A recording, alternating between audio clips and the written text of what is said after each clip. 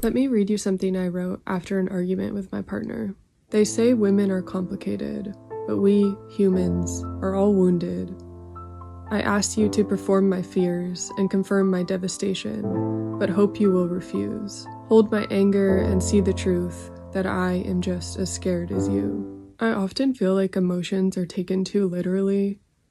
I had this thought that emotions are like 3D projections of something bigger, 4D, like Plato's allegory of the cave. We often identify completely with our emotions, as well as confine others to theirs. It's beneficial to take a step back from emotions, look at them as a symptom rather than the problem themselves. When I'm angry and I say go away, it doesn't mean that in absolute terms. It signifies that something needs to change, that a need isn't being met, that a boundary is being crossed. But if that is changed, and if that is addressed, the premise changes, the emotion changes, the want of going or staying changes. Maybe that is confusing, and maybe that is unfair. It's important for each individual to become more aware of how they react and why they react, and to not completely put that on somebody else or a partner.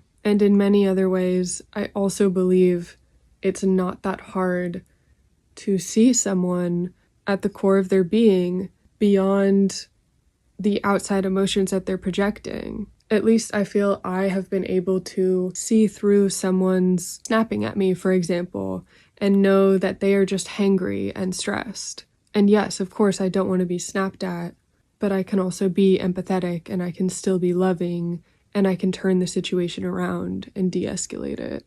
At the end of the day, I think most of the time, most people just want to be seen and heard. Life gets messy and life gets busy and we are still mammals. Stress and hunger and lack of sleep and all the other animal things about us still exist and still affect us and make us imperfect humans.